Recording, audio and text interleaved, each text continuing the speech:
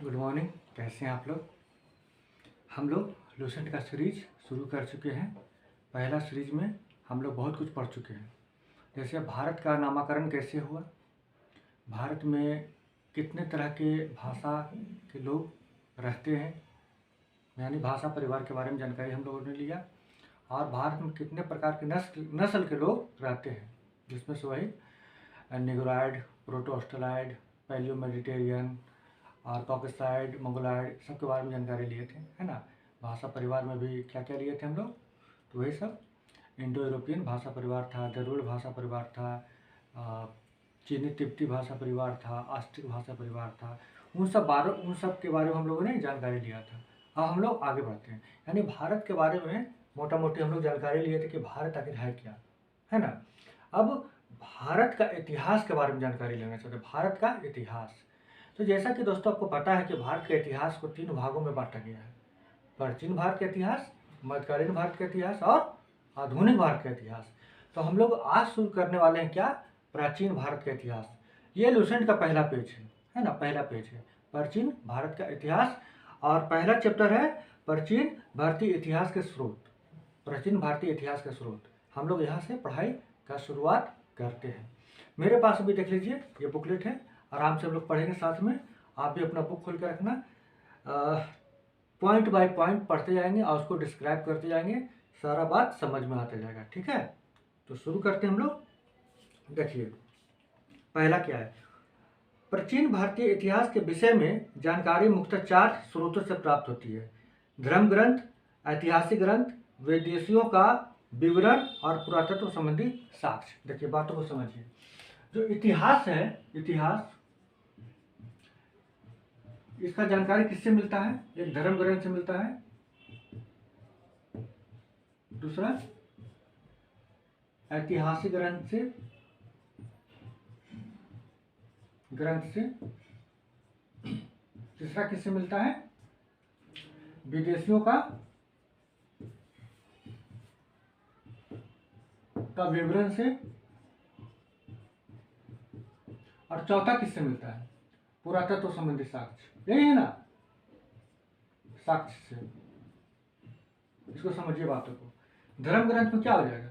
वेद हो जाएगा, पुराण हो जाएगा, उपनिषद हो जाएगा, आरण्यक हो जाएगा, है ना, ब्राह्मण ग्रंथ हो जाएगा, वेदांग हो जाएगा, और भी बहुत कुछ। अगर दूसरे धर्मों में चल जाते हैं, बौद्ध धर्म में तो बौद्ध धर्म का ग्रंथ हो जाएगा, जैन धर्म का ग्रंथ हो जाएगा। इससे क्या होता है, ये धार्मिक ग्रंथों से पढ़ने से पता चलता है कि जिस समय ये धार्मिक ग्रंथों का निर्माण हो रहा था, अस्तित्व में आ रहा था, उस समय का समाज का स्थिति क्या था, सामाजिक आर्थिक राजनीतिक स्थिति क्या था, उसके बारे में मोटा मोटी जानकारी मिल जाता है। इससे इतिहासकार को एक समझ डेवलप हो जाता है कि उस समय समाज में क्या क्या घटनाएं घट रही होंगी, है ना। तो इससे वही आपका वेद वगैरह का आ जाएगा, वेद आ जाएगा, पुराण आ जाएगा, है ना, पुराण आ जाएगा, अन्य धार्मिक ग्रंथ। ऐतिहासिक ग्रंथ में क्या हो जाएगा? बहुत सारे इतिहासकार उस जमाने में भी रहा करते होंगे 1000 साल पहले, लेकिन अब तो कहानी सुनाने के लिए कोई है नहीं। लेकिन उस समय जो इतिहासकार रहे होंगे, अपना कुछ बुक लिखे होंगे, अगर वो बुक हम लोग को मिल जाए तो वो बुक पढ़ के हम लोग समझ जाएंगे कि जिस समय वो बुक लिखा गया होगा उस समय समाज में कौन सा घटनाएं घट रही होंगी, चाहे सामाजिक घटना हो चाहे राजनीतिक घटना हो, समझ है। इससे हमको उस समय के इतिहास के बारे में पता चल जाता है। तीसरा क्या है? विदेशियों के विवरण।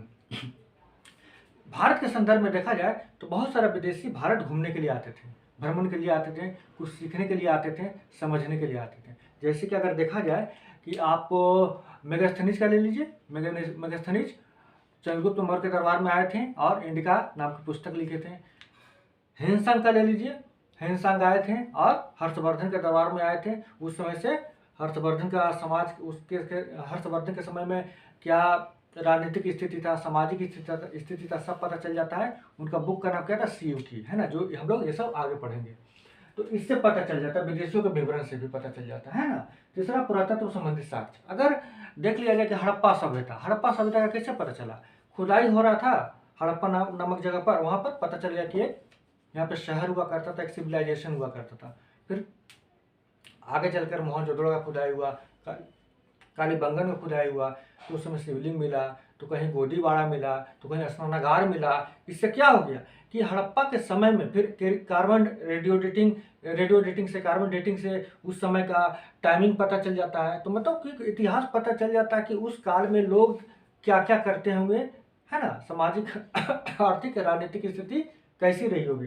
ये पुरातत्व संबंधी साक्ष्य है। तो ये 4 बातों से इतिहास के बारे में इतिहासकार को जानकारी मिल जाता है ना, क्योंकि बीता हुआ कल को समझाने के लिए 1000 साल के बाद तो कोई आने वाला है नहीं। तो उसी समय से हम लोग को जानकारी मिल जाता है, अनुमान मिल जाता है, और इतिहास का रचना इतिहासकार के द्वारा कर दिया जाता है। ठीक है, हम लोग आगे बढ़ते हैं।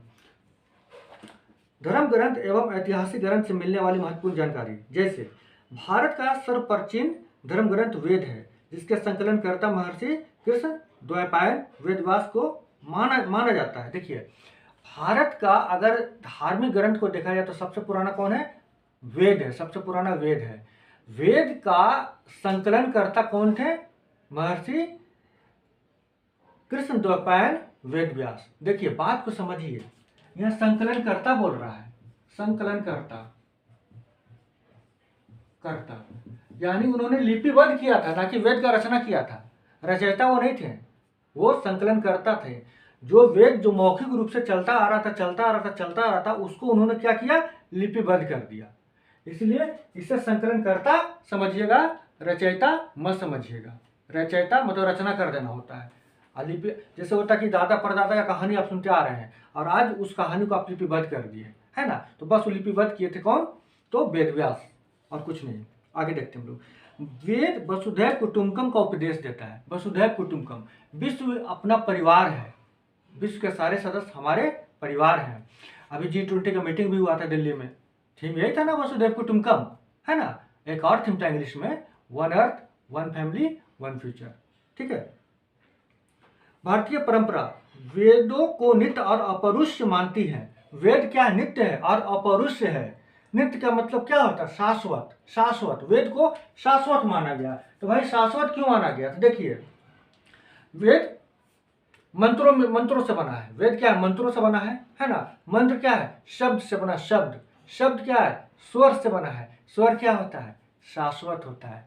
तो अगर स्वर शाश्वत है तो फिर लास्ट में आके वेद भी शाश्वत हो जाता है। देखिए, वेद बना किससे? मंत्र से। मंत्र बना शब्द से। शब्द बना स्वर से। स्वर क्या होता है? स्वर का उत्पत्ति क्या होता है? किसने किया है? क्या वो शाश्वत है, शुरू से था, है ना। शाश्वत है, शाश्वत है, ये नित्य है, शाश्वत। इसी को कहते हैं नित्य, इसी को कहते हैं नित्य, है ना। अगर ये शाश्वत है तो फिर लास्ट में जाकर क्या हो जाता है? वेद भी शाश्वत यानी कि नित्य हो जाता है। क्लियर? एक एक शब्द को समझते हुए चलना है, ये नहीं कि बस नित्य है अनित्य है रट लिए नित्य है। ठीक है ना, नित्य है।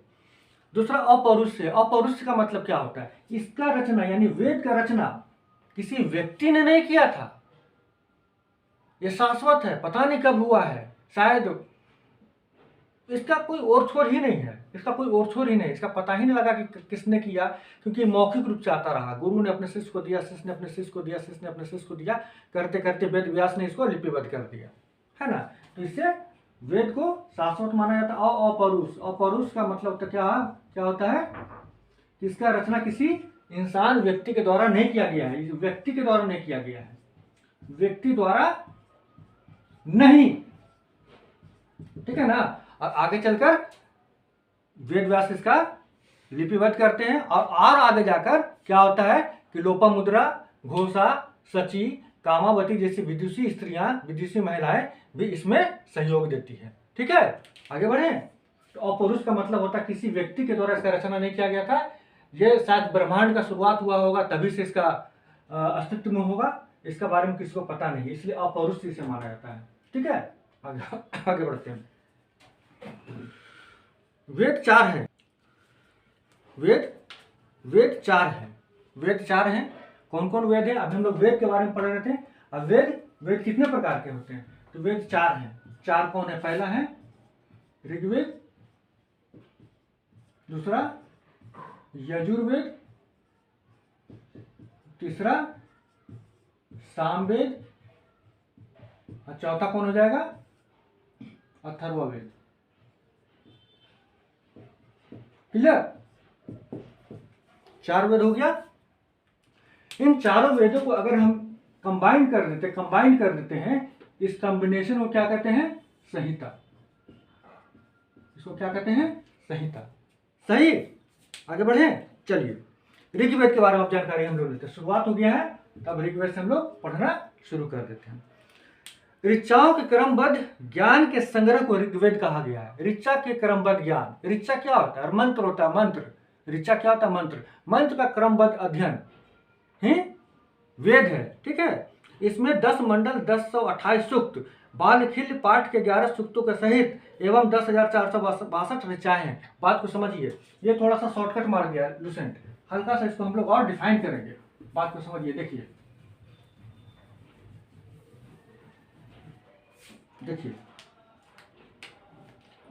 ये जो ऋग्वेद है ना, ऋग्वेद,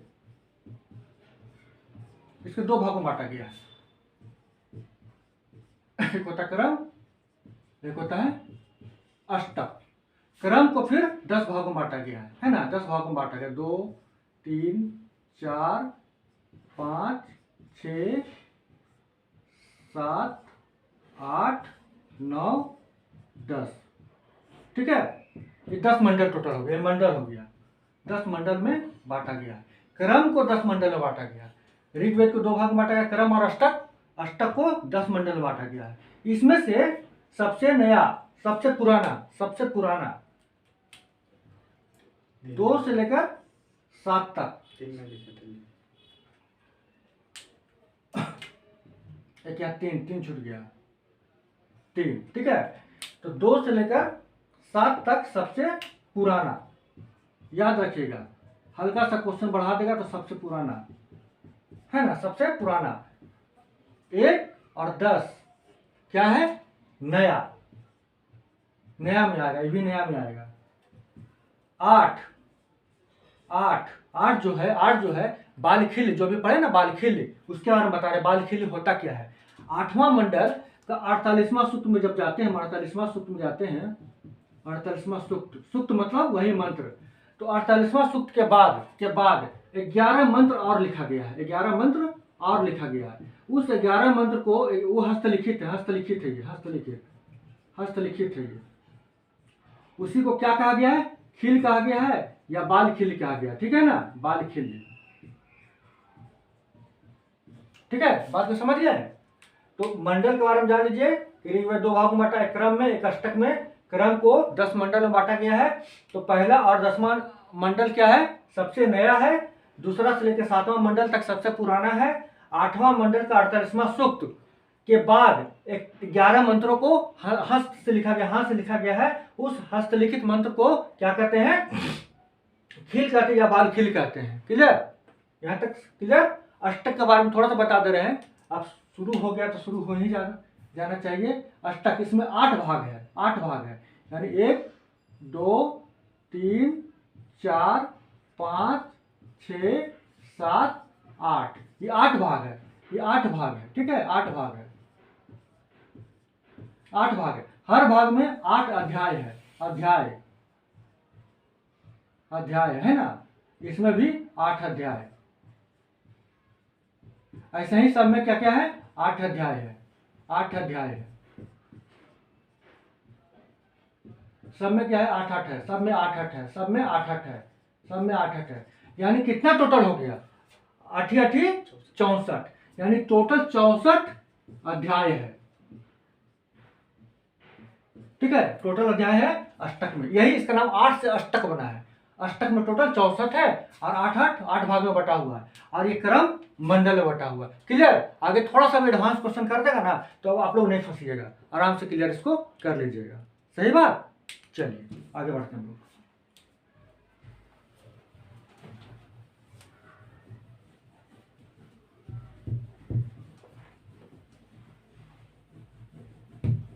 देखिए आगे क्या है, उसमें 10 मंडल बता दिए हैं, 10,128 सूक्त है, वो भी क्लियर हो गया। बालखिल सूक्त क्या होता है वो भी पता है। 8वां मंडल के 48वां सूक्त के बाद 11 सूक्त जो हस्तलिखित वो बालखिल सूक्त हुआ, और 10,462 ऋचाएं हैं ऋग्वेद में। इस वेद के ऋचाओं को पढ़ने वाले ऋषि को होत्री कहते हैं। इस ऋग्वेद में जो ऋचाएं हैं उसको एक ऋषि पढ़ा करते थे, है ना। जो ऋषि पढ़ा करते थे उसको होत्री कहा जाता था। याद कैसे रखिएगा, ऋग का ऋ, होत्री में भी क्या है ऋ, तो ऋग्वेद का होत्री, होत्री, ठीक है, होत्री यानी ऋग्वेद का होत्री, ठीक है ना। इस वेद से आर्य के राजनीतिक प्रणाली, इतिहास, ईश्वर की महिमा के बारे में जानकारी मिलती है। यानी हड़प्पा सभ्यता के बाद वैदिक काल शुरुआत हो जाता है, आर्य शुरू हो जाता है, आर्य काल से शुरू हो जाता है। तो वेद से आर्यों का वैदिक काल में आर्य कैसे रहते थे, राजनीतिक जीवन कैसा था, सामाजिक आर्थिक जीवन कैसा था, उनके धार्मिक मान्यताएं क्या थी, परंपराएं क्या थी, उसके बारे में हम लोगों को जानकारी मिल जाता है। क्लियर। आगे बढ़ते हैं, अगला पॉइंट। विश्वामित्र द्वारा रचित ऋग्वेद के तीसरे मंडल में सूर्य देवता सावित्री के समर्पित प्रसिद्ध गायत्री मंत्र है। इसके 9वें मंडल में देवता सोम का उल्लेख है। ठीक है, देखिए तीसरा मंडल, ऋग्वेद का तीसरा मंडल जो है, ऋग्वेद का तीसरा मंडल, इसमें क्या है, गायत्री मंत्र है। इसका रचना कौन किए थे, विश्वामित्र गायत्री मंत्र। किसको समर्पित यह मंत्र, सावित्री को। सावित्री कौन थी उस समय, सूर्य देवता। क्लियर, उस समय कौन थे, सूर्य देवता। यानी ऋग्वेद के तीसरा मंडल में गायत्री मंत्र है जिसका रचना विश्वामित्र किया था। किसके लिए था, सावित्री यानी सूर्य देवता के लिए समर्पित था ये। चलिए 9वें मंडल में सोम का उल्लेख है। सोम 9वें मंडल में सोम का उल्लेख है ना, देवता सोम का उल्लेख है। इसको सोम मंडल भी कहा जाता है, इसको सोम मंडल भी कहा जाता है 9वां मंडल को। और सोम क्या थे, वनस्पति के देवता थे। ठीक है, वो हम लोग आगे पढ़ने वाले हैं। आगे बढ़ते हैं। इसके 8वें मंडल के हस्तलिखित ऋचाओं को खिल कहा जाता है। हम लोग तो पढ़े ही हैं, 8वां मंडल में 48वां सूक्त के बाद 11 सूक्त को हाथ से लिखा गया है, उसको क्या कहते थे, खिल कहते थे। ठीक है, आगे बढ़ते हैं। देखिए चातुर्य वर्ण समाज की कल्पना का स्रोत ऋग्वेद के 10वें मंडल में वर्णित पुरुष सूक्त है, जिसके अनुसार 4 वर्ण ब्राह्मण, क्षत्रिय, वैश्य, शूद्र है। देखिए जो 10वां मंडल है, ऋग्वेद का जो 10वां मंडल है उसमें एक पुरुष सूक्त है। पुरुष सूक्त में 4 वर्णों का उल्लेख किया गया है। वही ब्राह्मण, क्षत्रिय, वैश्य, शूद्र। ब्राह्मण क्या हुए थे, ब्रह्मा के मुख से जन्म लिए थे। क्षत्रिय बाह से, वैश्य जंघा से, और शूद्र पैर से। यही था ना, ठीक है। वहीं आगे चल के धर्म सूत्र का रचना होता है। धर्म सूत्र में इन चारों वर्णों का समाज में क्या स्थिति रहेगा, क्या दायित्व रहेगा, क्या कर्तव्य रहेगा, क्या अधिकार रहेगा, क्या विशेषाधिकार रहेगा, इसके बारे में वर्णन किया गया है धर्म सूत्र में, है ना। 10वां मंडल में तो केवल 4 वर्णों का उल्लेख कर दिया गया है, लेकिन उसका समाज में क्या स्थिति रहेगा उसके बारे में जानकारी धर्मसूत्र से प्राप्त होता है। आगे बढ़ते हैं हम लोग। ऋग्वेद के कई परिच्छेदों में प्रयुक्त अघन्य शब्द का संबंध गाय से है। गाय को अघन्य माना गया। अघन्य मतलब क्या होता है, जिसको नहीं मारा जा सकता है, जिसकी हत्या नहीं की जा सकती है, उसको अघन्य कहा जाता है। तो गाय को अघन्य माना गया है। ठीक है, ऋग्वेद में। आगे हम लोग पढ़ते हैं। 52 अवतार के 3 पगों का आख्यान का प्राचीनतम स्रोत ऋग्वेद है। 52 अवतार, जो 52 भगवान विष्णु का जो अवतार था, 52 अवतार, 52 मतलब 52 मत समझ लीजिएगा। ये 52 52 नहीं है, वो वाला 52 नहीं। 52 का मतलब होता है जिनका हाइट थोड़ा शॉर्ट होता है, कम होता है, उन्हें 52 कहा जाता है। ठीक है ना। तो भगवान विष्णु का जन्म हुआ था ना, पहला लिए थे कौन, मत्स्य, दूसरा लिए थे कच्छप, तीसरा लिए थे वराह, चौथा लिए थे क्या, चौथा लिए थे नरसिंह, हिरण्यकश्यप को मारने के लिए। फिर 5वां लिए थे आपका वामन अवतार। 5वां अवतार वामन अवतार। वामन अवतार क्या है, देखिए वामन अवतार के बारे में बता देते हैं। 3 पदों का आख्यान, इसके बारे में बता दे रहे आपको हम। देखिए भगवान विष्णु वामन अवतार,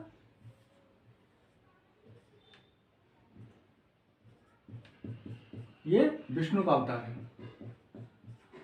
विष्णु का अवतार है। माता कौन थी इनकी, अदिति, पिता थे कश्यप। ठीक है, वामन अवतार में ये किसके लिए अवतार, जब विष्णु अवतार लेते थे तो किसी विशेष प्रयोजन के लिए आते थे, है ना। जैसे राम का अवतार लिए तो रावण के लिए, नरसिंह का अवतार लिए तो हिरण्यकश्यप के लिए, तो सबका प्रयोजन होता था। इधर था राजा बलि, राक्षस राज, राजा बलि, बलि बाली नहीं, बाली सुग्रीव का भाई था, उसको राम वध किए थे। ये राजा बलि है। ये क्या था, बहुत ताकतवर राजा था, अघमंडी भी था। वो पूरा मतलब देवता लोग को परेशान किए हुए रहता था, पूरा सब कब्जा कर चुका था, सब जगह पूरा त्रिलोक को कब्जा कर चुका था, है ना। तो विष्णु क्या किए, छोटा सा ब्राह्मण के घर में पैदा लिए, छोटा हाइट का था। ये राजा बलि तो घमंडी तो था ही, लेकिन एक इसमें गुण था क्या कि बहुत बड़ा दानी था। ये ब्राह्मण थे, चले गए विष्णु के पास, ये सॉरी बलि के पास। अब बोले कि हमको दान दो। तो राजा बलि बोले ठीक है, क्या दान चाहिए ले लो, तुम ब्राह्मण देव तुम ले लो। तो भगवान बावन बोले कि हमको 3 पग, जो 3 पगों का ख्याल है ना, उसी को समझा रहे हैं, हमको 3 पग जमीन दे दो, 3 पग जमीन दे दो। तो हंसने लगा बलि, बोला एक तो आप शॉर्ट हाइट का सही है, आपका छोटा छोटा पैर है, 3 पैर लीजिएगा तो कितना जमीन होगा, आपको हम बड़ा जमीन दे रहे हैं। तो बोले नहीं, हमको 3 ही पैर का चाहिए, 3 ही पग का, 3 ही डेग का जमीन चाहिए। तो लास्ट में बलि बोला ठीक है, आप नाप लो। तो एक पैर में पूरा धरती नाप दिए, दूसरा पैर में पूरा आकाश नाप दिए, अब तीसरा पैर उनके पास जगह ही नहीं रहा। तो तब तक बलि समझ चुका था, तो वो अपना सिर दे दिया, भगवान के सामने सिर दे दिया, बोला कि आप इस पर रख लीजिए। और भगवान विष्णु बलि के सिर पर पैर रखते हैं। वही 3 पगों का ख्याल था, उसका घमंड टूटता है और उसको मुक्ति भी मिलता है, क्योंकि वो भगवान का भक्त भी था, तो उसको मुक्ति भी मिलता है। तो वही वामनावतार के 3 पगों का ख्याल का प्राचीनतम स्रोत, ये जो कहानी आपको सुनाए, ये कहाँ का है, ऋग्वेद से है, ये ऋग्वेद से आया है। ठीक है, आगे चलते हैं। हाँ, एक बात और जान लीजिए, ये जो राजा बलि था, ये आपका किसका था, प्रहलाद। प्रहलाद का नाम सुने हैं ना, कौन, हिरण्यकश्यप का बेटा प्रहलाद, प्रहलाद का ये पोता था, पोता यानी पौत्र था। वही प्रहलाद जिसको मारने के लिए होलिका इसको गोद में लेकर आगे बढ़ जाती है, जिसके उपलक्ष्य में हम लोग होलिका दहन मनाते हैं होली में, है ना। तो प्रहलाद का पौत्र था, पोता था राजा बलि। ठीक है, आगे बढ़ते हैं हम लोग।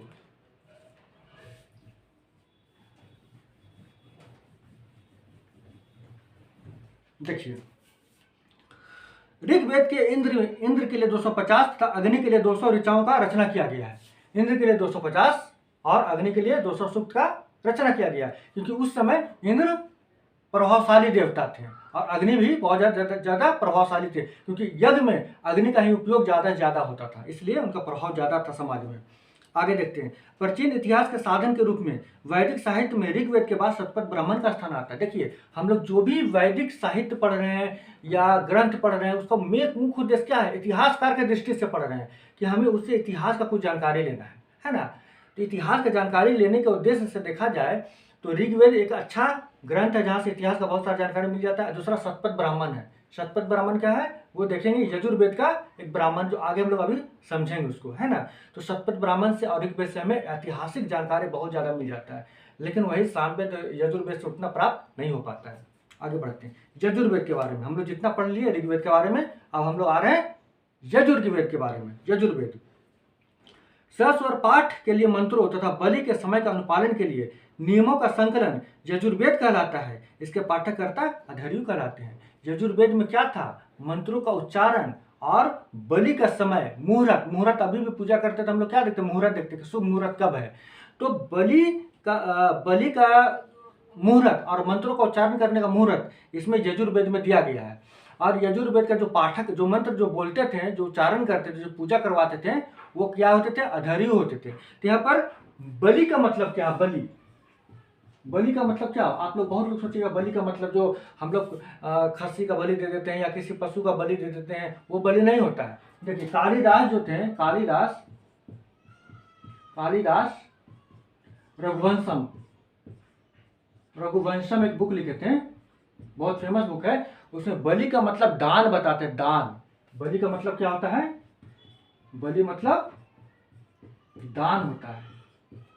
क्लियर, कालिदास ने रघुवंशम में बलि का मतलब दान बताया। उस समय बलि का मतलब दान होता था, ना कि किसी का जीव हत्या, है ना। तो दान कब दिया जाए, यज्ञ कब किया जाए, मंत्र का उच्चारण कैसे किया जाए, यजुर्वेद में बताया गया है। और उसके जो प्रमुख ऋषि होते थे उसको क्या कहते थे, अधर्यु।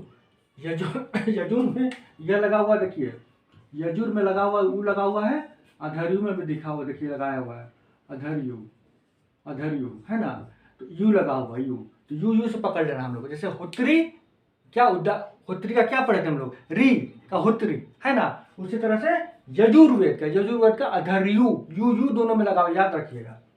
ठीक है, आगे बढ़ते हम लोग।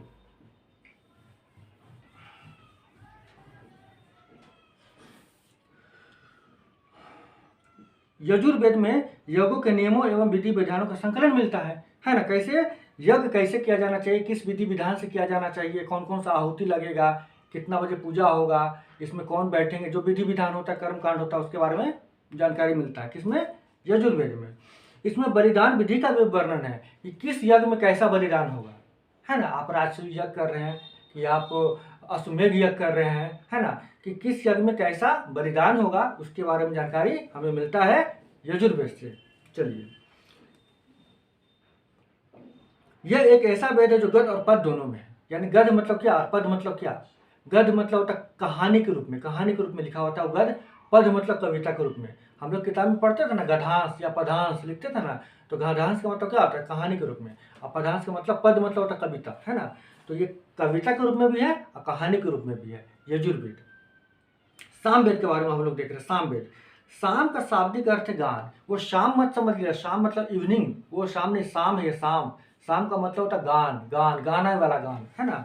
इस वेद में मुख्यतः यज्ञों के अवसर पर गाए जाने वाले ऋचा यानी मंत्रों का संकलन है। यानी यज्ञ के समय कौन सा मंत्र गाएंगे, राजसूय यज्ञ के समय कौन सा, अश्वमेध यज्ञ के समय कौन सा, और भी बहुत तरह के जो यज्ञ होते थे उसमें कौन सा मंत्र गाएंगे, है ना, उसके बारे में जानकारी है।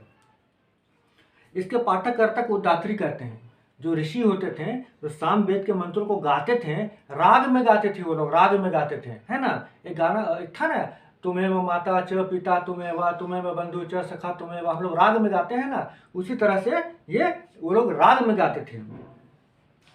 और इस संकलन ऋग्वेद पर आधारित है। ये संकलन जो है ना, जो सामवेद में जो मंत्र लिया गया है, जिसको गाया जाता था, वो मंत्र कहाँ से आया था? वो ऋग्वेद से इसको लिया गया था, ठीक है ना। इसमें 1810 सूक्त है, यह प्रायः ऋग्वेद से लिया गया है। 1810 सूक्त है, ऋग्वेद से लिया गया है। इसे भारतीय संगीत का जनक भी कहते हैं। यही तो था आपका सामवेद। आगे बढ़ते हैं हम लोग, अथर्ववेद के बारे में पढ़ते हैं। अथर्ववेद के बारे में, अथर्वा ऋषि के द्वारा रचित इस वेद में कुल 731 मंत्र है तथा लगभग 6000 पद हैं। इसका रचना किसने किया था? अथर्वा ऋषि ने किया था। इसमें 731 मंत्र है और 6000 पद है। पद मतलब वही कविता, कविता के रूप में पद है 6000। इसमें कुछ मंत्र ऋग्वैदिक मंत्रों से भी प्राचीनतर है, मतलब ऋग्वैदिक से भी ज्यादा प्राचीन है कुछ मंत्र, ऐसा माना जाता है। औषधि का उल्लेख अथर्ववेद में मिला है। क्लियर? अथर्ववेद में क्या मिलता है हम लोग को? औषधि के बारे में जानकारी मिलता है। आगे देखें, ऐतिहासिक दृष्टि से अथर्ववेद का महत्व इस बात में है, इसमें सामान्य मनुष्यों का विचार तथा अंधविश्वास का विवरण मिलता है। मतलब कि अथर्ववेद में जन सामान्य, जिससे हम लोग है, जन सामान्य है, समाज में क्या मान्यता है, क्या प्रथा है, उसके बारे में जानकारी अच्छा खासा मिल जाता है। और यह बहुत ज़्यादा उपयोगी भी है इतिहास जानने के लिए, है ना। तो जैसे हम लोग का क्या है कि शादी विवाह कैसा होता है, घर कैसे निर्माण करते हैं, खेती कैसे करते हैं, व्यापार कैसे करते हैं, और मान लो कुछ पाप हो गया हम लोग से, ऐसा मान्यता के अनुसार पाप हो गया तो प्रायश्चित उसका कैसे करते हैं, धार्मिक अपना मान्यता क्या है ना। जो भी जन सामान्य में बातें होती हैं उसका विवरण अथर्ववेद में दिया गया है, ठीक है। जादू टोना का बारे में भी जानकारी देते कि जादू टोना हो गया तो जादू टोना कैसे निवारण करेंगे, बीमार पड़ गए तो उसका उपयोग मतलब कि कैसे अपने आप को क्योर करेंगे, है ना, कैसे अपनों को ठीक करेंगे। अथर्ववेद में परीक्षित को कुरुओं का राजा कहा गया है तथा कुरु देश की समृद्धि का अच्छा चित्रण मिलता है। देखिए, अथर्ववेद में राजा परीक्षित को कुरुओं का राजा कहा गया है, और राजा परीक्षित के समय कुरु वंश या कुरु राज बहुत ही समृद्ध था। तो सबसे पहले जानने का बात यह है कि राजा परीक्षित कौन थे। तो आप महाभारत तो देखे ही होंगे, लॉकडाउन में तो खूब महाभारत रामायण चला है। तो महाभारत आप देखे होंगे तो उसमें अर्जुन थे, पांडव में एक अर्जुन थे। अर्जुन का पुत्र कौन था? अभिमन्यु था। अभिमन्यु का पुत्र कौन था? राजा परीक्षित, जिसके बारे में लुसेंट में लिखा गया है ना। तो राजा परीक्षित कौन थे? कुरुओं का राजा थे। वो हस्तिनापुर पर शासन किए थे, है ना, क्योंकि पांडव तो जीत गया था, तो बाकी तो अब राज तो वही करेगा ना। तो अभिमन्यु का बेटा परीक्षित किया और कुरु का राजा कहा गया, कुरु का राजा भी बना है ना। तथा कुरु देश समृद्धि का अच्छा विवरण मिलता है, और माना जाता है कि उस समय कुरु राज्य जो था अच्छा खासा समृद्ध था, ठीक है ना, कुरु राज्य समृद्ध था। इसमें सभा एवं समिति को प्रजापति की 2 पुत्रियां कहा गया। इसमें प्रजापति कौन थे? प्रजापति भगवान ब्रह्मा को माना जाता। ब्रह्मा का 2 पुत्री थी, कौन थी? सभा और समिति, ठीक है। आगे बढ़ते हैं। वेदों की भी कई शाखाएं हैं। वैदिक अध्ययन और व्याख्या से जुड़े विभिन्न दृष्टिकोणों का प्रतिनिधित्व करती है। वेद का भी कई शाखाएं हैं। वेद तो अपने आप में 4 वेद है, तो अपने आप में बहुत बड़ा है, तो शाखाओं में बांट दिया उसको पढ़ने के लिए, है ना। तो क्या क्या भाई, तो उसको समझ लेते हैं। जैसे क्या है कि ऋग्वेद का शाकल, ऋग्वेद का एक शाखा है शाकल। अन्य शाखाएं भी हैं, लेकिन उसका अभी अस्तित्व वर्तमान में नहीं है। एक है जिसके बारे में हम लोग को जानकारी मिलता है, शाकल शाखा। दूसरा कौन? यजुर्वेद। यजुर्वेद का क्या है? तो 2 है। एक होता है शुक्ल यजुर्वेद, दूसरा है कृष्ण यजुर्वेद। शुक्ल का मतलब होता है सफेद, कृष्ण का मतलब होता है काला, ठीक है। शुक्ल यजुर्वेद, कृष्ण यजुर्वेद। शुक्ल को भी 2 भागों में बांटा गया है। शुक्ल को 2 भागों में बांटा गया है। एक है क्या? तो हाँ, मध्याह्न और कांड, मध्याह्न और कांड, मध्याह्न और कांड, ये शुक्ल को बांटा गया। इसको वाद सनई संहिता भी कहते हैं। दोनों को जोड़ दीजिएगा ना, दोनों को जोड़ देता है तो वाद सनई संहिता भी कहते हैं, वाद सनई संहिता। क्लियर? अब कृष्ण का देख लेते हैं हम लोग। तो कृष्ण में क्या है? काठक कनिष्ठल, मैत्राणी तैत्तिरीय। काठक कनिष्ठल, काठक कनिष्ठल,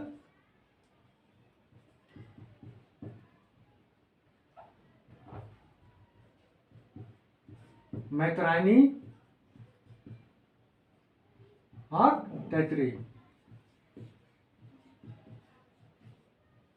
ये आपका यजुर्वेद का हो गया। इस टाइप से याद कर लीजिएगा, ठीक है। सामवेद का क्या भाई? देख लीजिए सामवेद का।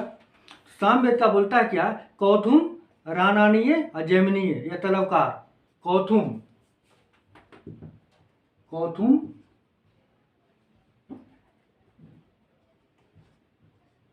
रानानीय, जैमिनीय, इसी को तलवकार भी कहते हैं, ठीक है ना। और एक बच गया कौन? तो आपका बच गया अथर्ववेद, जिसका शाखाएं शौनक और पेपलाद है। अथर्ववेद का कौन है? शौनक, पेपलाद। क्लियर? इस टाइप से आपको ध्यान में रखना बातों को। इस टाइप से फॉर्मेट बना लीजिएगा, आराम से शाखा में बांट दीजिएगा, हो जाएगा, कोई दिक्कत नहीं, ठीक है। आगे क्या छोटा सा नोट्स दिया है? सबसे प्राचीन वेद ऋग्वेद है और सबसे बाद का अथर्ववेद है। क्लियर? कोई दिक्कत तो है नहीं। आगे हम लोग देखते हैं।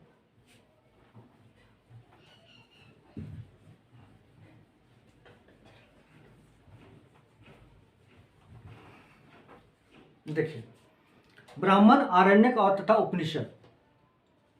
संहिता के पश्चात, यानी संहिता मतलब चारों वेदों का कॉम्बिनेशन संहिता। संहिता के पश्चात ब्राह्मणों, आरण्यकों तथा उपनिषदों का स्थान है। इनसे उत्तर वैदिक कालीन समाज एवं संस्कृति के विषय में जानकारी प्राप्त मिलती है। यानी कि वेद के बाद क्या क्या इंपॉर्टेंट है इतिहास जानने के लिए? तो ब्राह्मण, आरण्यक, उपनिषद से उत्तर वैदिक काल यानी वैदिक काल के बाद का समय, यानी 1000 से 600 BC तक का समय के बारे में हमको उत्तर वैदिक काल के बारे में जानकारी मिल जाता है। ब्राह्मण ग्रंथ वैदिक संहिताओं के व्याख्या करने के लिए गद्य में लिखे गए हैं। प्रत्येक संहिता के लिए अलग अलग ब्राह्मण ग्रंथ है, जिसे सारणी में दिया गया, ठीक है। देखिए, जो ब्राह्मण ग्रंथ है क्या, जो वेद था, वो वेद में मंत्र लिखा गया, मंत्रोच्चार होता था, मंत्र लिखा गया है। तो सभी लोग तो मंत्र को समझ नहीं सकते हैं, तो उसको क्या किया गया? ब्राह्मण में क्या किया गया? गद्य में दे दिया। गद्य मतलब कहानी के रूप में उसको समझा दिया गया। ब्राह्मण में वही है कि ब्राह्मण ग्रंथ में वैदिक संहिताओं को व्याख्या करने के लिए गद्य दिया गया। गद्य मतलब क्या होता है? गद्य मतलब कहानी के रूप में दे दिया है। प्रत्येक संहिता के लिए अलग अलग ब्राह्मण ग्रंथ है, अलग अलग ब्राह्मण ग्रंथ है। जैसे कि यजुर्वेद के लिए, ऋग्वेद के लिए क्या? ऐतरेय और कौस्तुकीय है। यजुर्वेद के लिए तैत्तिरीय और शतपथ है। सामवेद के लिए पंचविंश है। अथर्ववेद के लिए गोपथ है। ये सब क्या है? ये सब वेद का ब्राह्मण है। अब ब्राह्मण क्या होता है? तो वेद के मंत्रों को गद्य में लिख दिया गया, कहानी के रूप में लिख दिया गया ब्राह्मण में, ठीक है। तो ब्राह्मण का मतलब समझ गए। आगे बढ़ते हैं। इन ब्राह्मण ग्रंथों से हमें परीक्षित के बाद और बिंबिसार के पूर्व की घटनाओं की जानकारी मिलती है। जो हम लोग ब्राह्मण ग्रंथ से, जो ब्राह्मण ग्रंथ पढ़े हम लोग, यानी कि ऋग्वेद का ऐतरेय कौशिकीय पढ़े हैं, यजुर्वेद का तैत्तिरीय शतपथ पढ़े, सामवेद का पंचविश पढ़े, अथर्ववेद का गोपद पढ़े, इससे क्या पता चलता है, किसका जानकारी मिलता है? तो राजा परीक्षित, जिसके बारे में बताया था, कुरु का राजा परीक्षित के बाद का, और हर्यक वंश का राजा कौन था? बिंबिसार।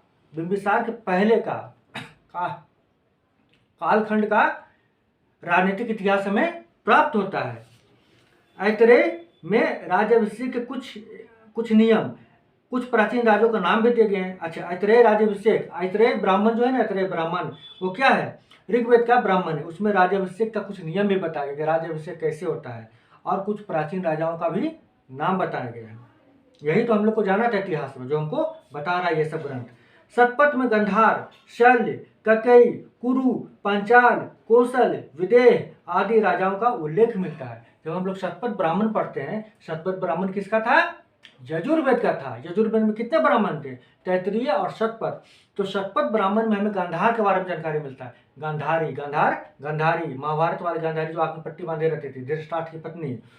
शल्य, शल्य भी वही है, मद्र नरेश, मद्र का राजा शल्य। कैकेयी, कैकेयी वही कैकेयी जो प्रभु राम का माँ थी, कैकेयी।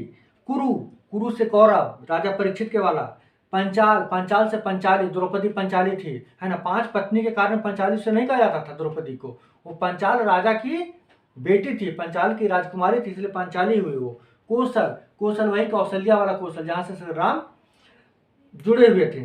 विदेह, विदेह का तो जानते हैं, विदेह के बारे में पता ही है आपको। तो राजाओं का उल्लेख मिलता है। चलिए वो थोड़ा सा डायग्राम छोटा सा बना देते हैं आपको, हल्का सा जान जाइएगा।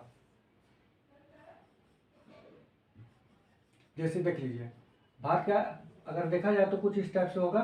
शुरुआत में नक्शा, शुरुआत में ये गांधार यहाँ पे था, गांधार, जहां से गांधारी आई थी। यहाँ पे क्या है, दूसरा क्या है, देखिए कैकेयी, इसी के बगल में कैकेयी था,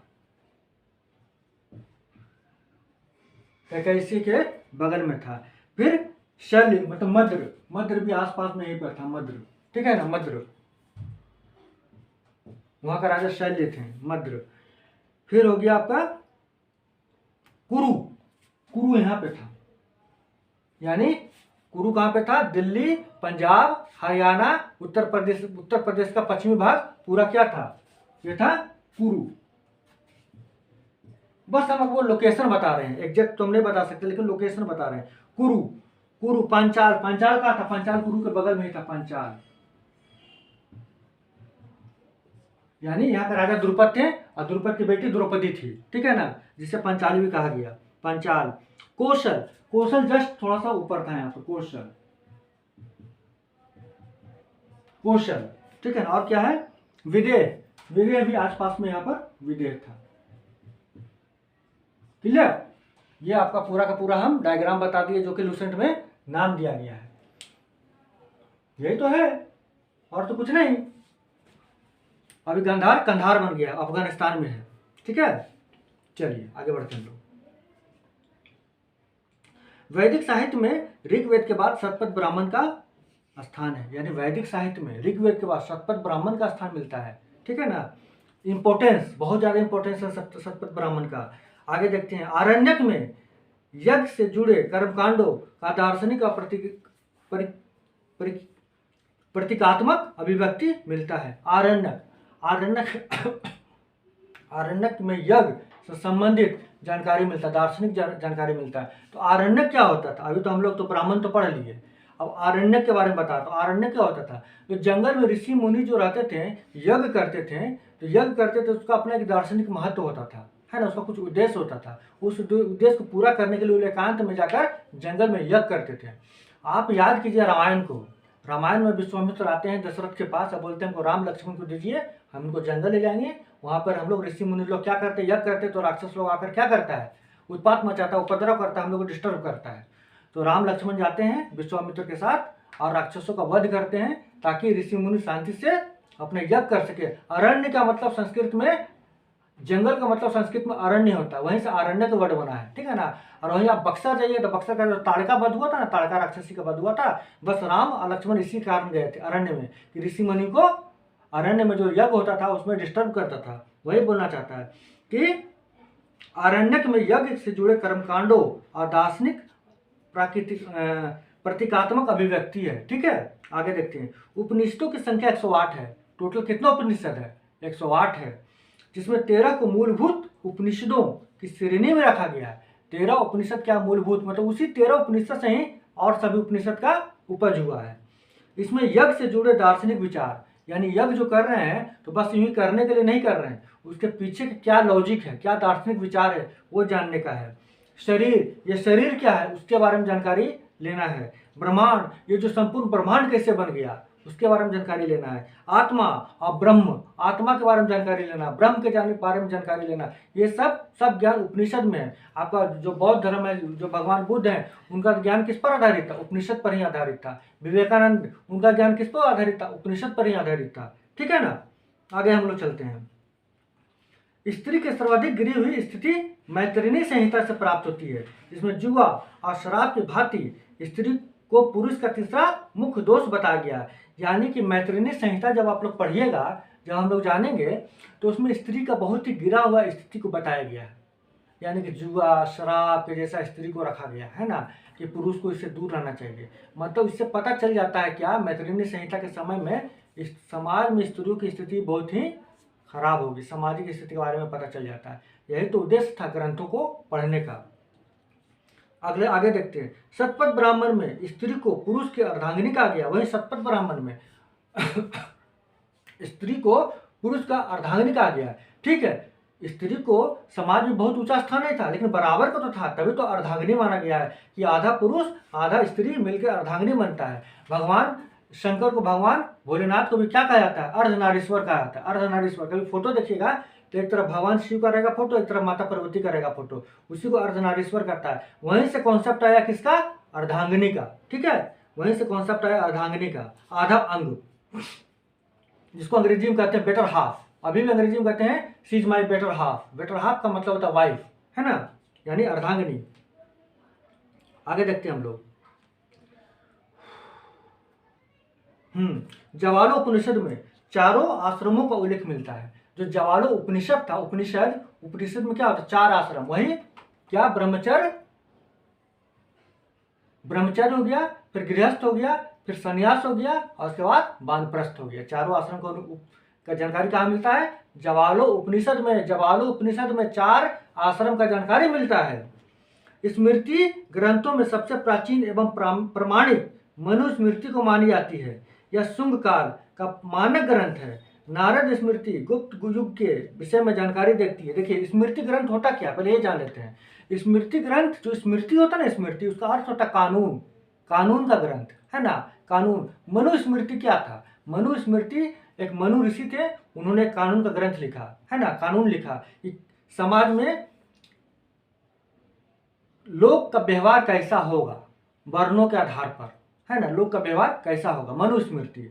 और भी बहुत सारे स्मृति, जैसे याज्ञवल्क्य स्मृति है ना, नारद स्मृति है। नारद स्मृति से हमें गुप्त काल का जानकारी मिलता है, और सही हमें मनुस्मृति से शुंग काल का जानकारी मिलता है। याद है ना, हम लोग पढ़े ना, शुंग काल, पुष्यमित्र शुंग वंश का स्थापना किया था। आगे हम लोग पढ़ेंगे।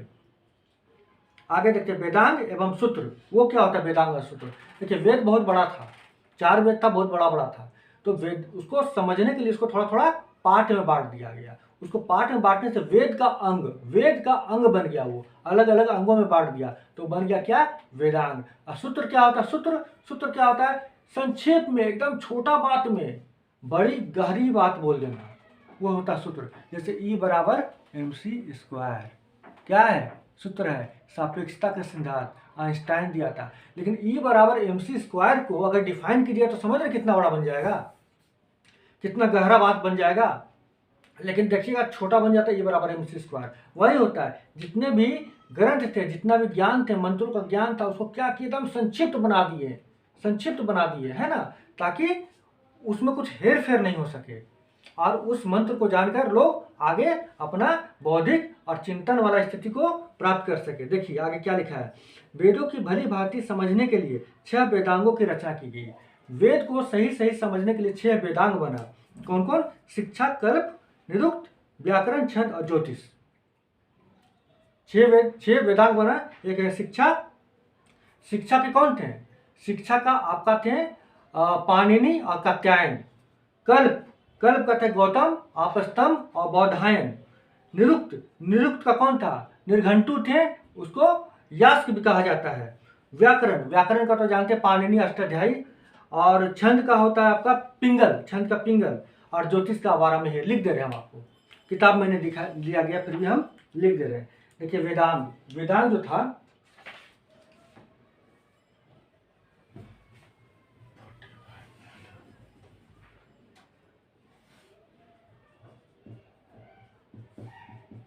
वेदांग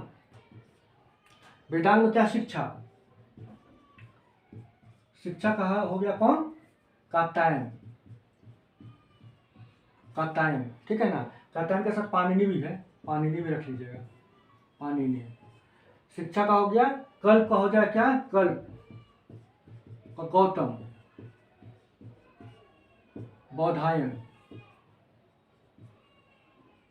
बौधायन आपस्तंभ। कल्प के बाद हो जाएगा क्या?